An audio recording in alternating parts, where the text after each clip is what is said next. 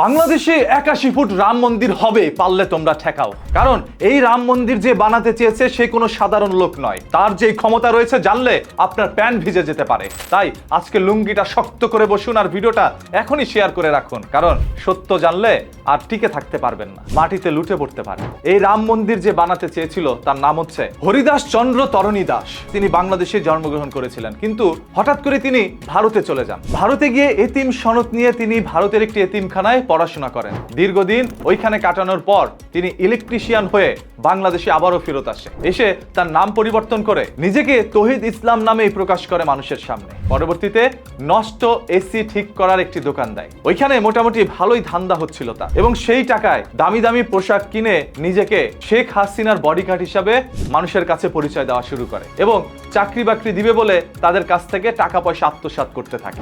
এক পর্যায়ে শেখ হাসিনা থাকা অবস্থায় তার বিরুদ্ধে নানা ধরনের অভিযোগে তাকে গ্রেপ্তার করা হয়। জামিনে বেরিয়ে এসে তিনি গাইবান্ধায় চলে যান, যেখানে তার জন্মস্থান।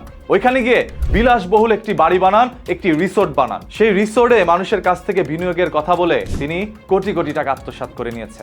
এই অভিযোগের ভিত্তিতে যখন তদন্ত চলছিল, এমন তো অবস্থায় ভারতের কাছ থেকে টাকা নিয়ে বাংলাদেশের মধ্যে ৮১ ফুট একটি রাম মূর্তি বানানোর পরিকল্পনা করে। পরবর্তীতে সেই টাকা আত্মসাতের দায়ে তাকে আবারও গ্রেপ্তার করে তদন্তে বেরিয়ে আসে এই সকল চাঞ্চল্যকর তথ্য, যেগুলো শোনার পর হয়তোবা আপনারা আরো একবার শিউরে উঠতে পারেন যে আপনার চোখের সামনেই কিভাবে একজন মানুষ হিন্দু থেকে মুসলমান হয়ে গেল। এরপর শেখ হাসিনার বডিগার্ডের পরিচয় দিয়ে নানাভাবে মানুষের কাছ থেকে চাকরি বাকরির কথা বলে টাকা পয়সা আত্মসাৎ করে নিল। তৎকালীন সরকারের আমলেই তাকে গ্রেপ্তার করা হলো এবং জামিনে বের হয়ে সে বিলাসবহুল একটি বাড়ি বানালো, একটি রিসোর্ট বানালো। রিসোর্টের কথা বলে, বিনিয়োগের কথা বলে মানুষের কাছ থেকে আবারও কোটি কোটি টাকা আত্মসাৎ করলো।